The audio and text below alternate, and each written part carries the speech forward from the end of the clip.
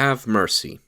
Do We Need the Presidential Pardon? By Bernadette Meyler. It has been said that the former New York City mayor, Rudy Giuliani, has 9 lives. You could argue that his latest one began last November, when Donald Trump pardoned dozens of people accused of conspiring to overturn the results of the 2020 presidential election.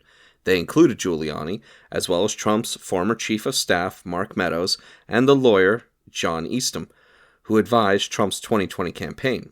While largely symbolic, no one on the list was facing federal charges. These pardons provoked popular outcry, as have nearly all those issued by Trump during his second term. Just a few weeks earlier, in late October, he'd pardoned Changpeng Zhao, the founder of Binance, the world's largest cryptocurrency exchange, for failing to prevent money laundering on his platform. Though Trump later claimed on 60 Minutes that he had no idea who Zhao was, Binance had recently struck a deal with the Trump family crypto venture, World Liberty Financial, that is expected to generate tens of millions of dollars each year. Most controversially of all, on his first day back in office, Trump granted clemency to more than 1,500 people charged or convicted in connection with the January 6 attacks on the U.S. Capitol. These examples could be replaced by any number of others. While writing this article, new pardons were announced so frequently that it was impossible to keep up with them all. Outrage at presidential pardons may be one of our few remaining bipartisan sentiments.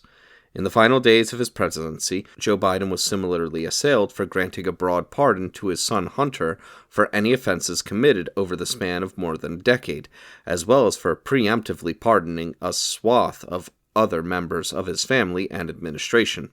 Since leaving office, Biden has been further dogged by questions about whether he personally authorized these and other acts of clemency, because the documents were signed by staff using an auto pen, a machine that duplicates signatures.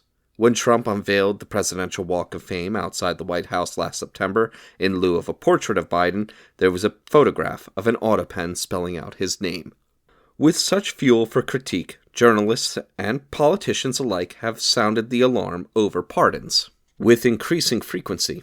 Last January, the Washington Post editorial board declared that pardons from Biden and Trump flout the rule of law. More recently, various New York Times opinion columns have warned that Trump's pardons are out of control and that they are transforming the American system of justice into his personal plaything.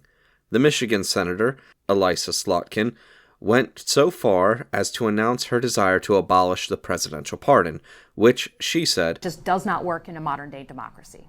The convergence of public opinion against the presidential pardon is so strong that one might be tempted to think that it could even overcome the extraordinary hurdles facing a constitutional amendment, and, inarguably, the pardon power has been put to some dishonorable use by recent administrations.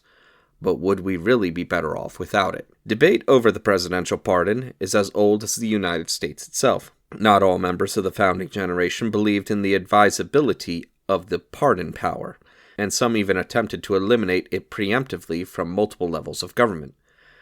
After first allocating the task of pardoning to the legislature, Thomas Jefferson ultimately tried to remove the pardon power from his draft of the Virginia Constitution.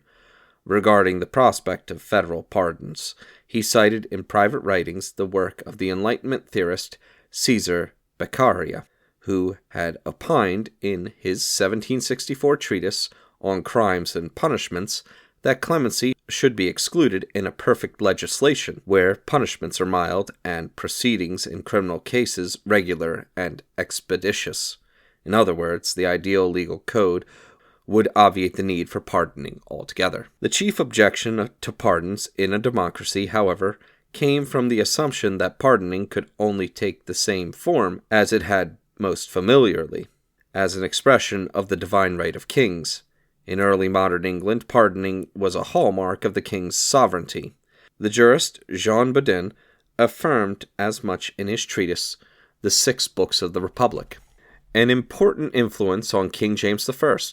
Arguably for Bodin, and certainly for many of his interpreters, sovereignty positioned the king above the law. James I believed that the king served as God's lieutenant on earth, and that the pardon exemplified his ability to transcend legal restrictions. Pardoning could show this capacity to greatest effect when exercised to stay an execution, a penalty then widely used. Employed in this way, the pardon publicly and spectacularly demonstrated the king's authority over life and death. The drama of the pardon made it a perfect device for the stage in England as well as on the continent, used by playwrights from Shakespeare to Racine to Cornell. When Shylock faces the possibility of execution for attempting to collect his pound of flesh, from Antonio in The Merchant of Venice, the Duke, the sovereign of the play, pardons him, but he also forces Shylock to convert to Christianity. The pardon thus serves to assert the Duke's power rather than to enact a less self-interested form of mercy. It was the kingly conception of pardoning that Jefferson and some of his contemporaries wished to reject.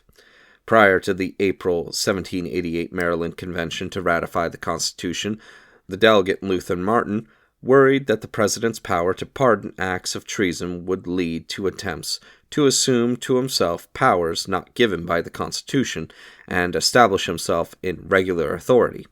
For similar reasons, delegates of the New York ratifying convention suggested making it clear that the president was not exercising his own sovereignty in pardoning, but rather ventriloquizing that of the people. They proposed an amendment stipulating that pardons run in the name of the people of the United States. Even Alexander Hamilton, who would eventually sell the pardon power to the public in Federalist Paper No. 74, required Senate approval for pardons of treason in the draft Constitution he put forth. Yet Article 2 ultimately made its way into the Constitution without these limitations. Between the time of the Revolution and the ratification of the Constitution, the farmers had become increasingly suspicious of the democratic excesses of legislatures. Those worried about involving Congress in pardoning described it as a body governed too much by the passions of the movement. Supporters of the pardon power further assured their colleagues that impeachment would furnish a corrective to any overuse of pardoning, underestimating the extent to which the modern party system would render this nearly impossible. Once granted, the pardon power proved useful to American presidents from the very start, particularly in moments of great political tumult. In 1795, George Washington induced Pennsylvanians revolting against federal taxes to lay down their arms and grievances through what Hamilton called a well-timed offer of pardon. Jefferson affirmed freedom of speech by pardoning those convicted of voicing opposition to the government under the Sedition Act of 1798. Abraham Lincoln used pardons to encourage defection from the Confederate cause.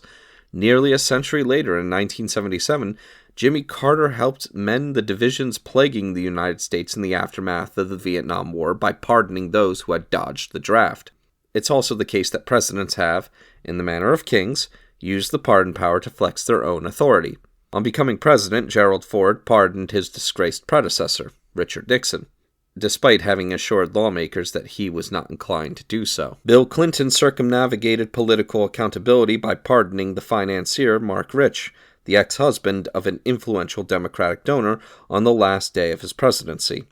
Trump has taken this tradition to its logical extreme by exempting from legal consequences his supporters and those following his instructions, seeming to assert his supremacy over not just federal but state laws, which exceeds even the wide powers conferred by the Constitution. Much like the sovereigns of old, Trump has also sought to maximize the theatrical impact of his pardons. The documents themselves boast his enormous signature, significantly larger on the paper than those of his predecessors. His emissaries, such as Ed Martin, the current U.S. pardon attorney, have tweeted vigorously about the pardons, and Trump has even taken the opportunity to be photographed with pardon documents and recipients in the Oval Office. In many ways, he has embodied the Founding Fathers' worst fears about this power. There is, however, an alternate pardoning tradition running through Anglo-American history, a more considered process that is less reliant on the prudence of the individual leaders. From early in English history, monarchs attempting to consolidate power over local authorities needed a mechanism for tempting the severity of royal justice in order to secure the acceptance of the polity. In the Middle Ages, killings that happened in self-defense or by accident were still punishable by death. To cite one extreme example from the 13th century, a 4-year-old who accidentally pushed another child into scalding water required a pardon. Even children could not rely on their age and circumstances to insulate them from prosecution or secure an acquittal. The procedure for obtaining pardons in case of accidental killing was not usually to appeal to the unmeditated, discretionary determination of the sovereign. It was bureaucratic. In many instances, pardons would be recommended by the judges. Bureaucratic pardons would eventually supplement the sovereign variety in the United States. This model took shape in the second half of the 19th century when Congress began to compensate clerical assistants working under both the State Department and the Attorney General for their roles in the pardoning process. It was formalized under Grover Cleveland, who had reformed and routinized the exercise of pardoning while governor of New York and sought to do the same as president. In both contexts, he emphasized the importance of furnishing reasons for mercy. By executive order in 1893, Cleveland consolidated the pardoning process within what's now called the Office of the Pardon Attorney, which persists to this day. The vast majority of pardons issued during the 20th century were funneled through this office, and pardon attorneys have generally followed prescribed criteria for the granting of pardons, taking into consideration such factors as nature of the offense, an individual's expressions of remorse, their post-conviction conduct, and the views of the sentencing judge. These criteria have also helped to rein in presidential overreach, although in this respect their force may be waning. The former pardon attorney Elizabeth Oyer, who was fired by Trump last March, has publicly lamented the departures of recent pardons from these criteria. The trend is more than a few months old. During Trump's first administration, he almost entirely sidelined the office of the pardon attorney. This time around, he has given the top job to the loyalist Martin, who has implied that the rationale behind his recommendations is no MAGA left behind. Largely involving the work of subordinate officials and administrators, bureaucratic pardons are by their nature less newsworthy and are unlikely to receive as much popular attention as direct expressions of presidential will. But they have furnished an important, if partial, mechanism for redressing excessively harsh laws. As the scholars Rachel Barkow and Mark Osler, as well as former pardon attorney Margaret Love, have pointed out, there are inefficiencies within the bureaucratic pardoning process, which can stretch on for years. Further, the prosecutorial aims of the Attorney General's office, where the office of the pardon attorney is housed, limit the bureaucratic pardon's ability to systematically address mass incarceration, particularly in the wake of the lengthy sentences prescribed by drug laws of the 70s and 80s. In fact, both Biden and Trump worked around the office of the pardon attorney when issuing some of their most notable pardons connected to this issue. Biden, when he commuted the sentences of thousands of individuals federally convicted of marijuana possession, and Trump, when, during his first term, he pardoned Alice Marie Johnson for nonviolent drug offenses after being contracted by Kim Kardashian on her behalf. Even in its ideal form, the bureaucratic pardon would not possess the political legitimacy to undertake large-scale reform or grant broader amnesties. Indeed, thanks in part to its time-consuming approach, from the late 20th century through 2016, the number of pardons granted by successive presidents trend steadily downward. Both the sovereign and bureaucratic models of pardoning are flawed. The former can be an important tool in exceptional circumstances, but it is prone to misuse. The latter offers a more judicious form of clemency, but only on a parsimonious, individual basis. Some critics of the presidential pardon hold that the best response to this mixed legacy is rejection. Yet it is difficult not to feel that more mercy, rather than less, would be salutary for our society today. With polls indicating that political polarization in the United States is at an all-time high, vilification and even prosecution of political opponents has risen as well. From the pro-Trump rallying cry of "lock her up" in 2016 to the attempted prosecution of James Comey in 2025, retaliation rather than forgiveness is the political strategy of the day. Before declaring the pardon's value null and void, it is worth recalling the words of earlier philosophers and religious scholars who advocated for clemency on the grounds that it would produce the best kind of polity, one in which members could live together harmoniously. The Protestant theologian John Calvin began his writing career with a commentary on the ancient philosopher Seneca's De Clementia, a treatise addressed to Nero that insisted that a good ruler must take into account the perspectives of his subjects and act mercifully. Calvin's commentary emphasized clemency not only as a rational posture for a sovereign to adopt, but as a heroic virtue that is the essence of our common humanity. Echoing more centuries later, after the modern democratic revolutions, Hannah Arendt argued in The Human Condition that only forgiveness can generate a new political beginning, and that it furnishes one of the most important means for joining in community with others.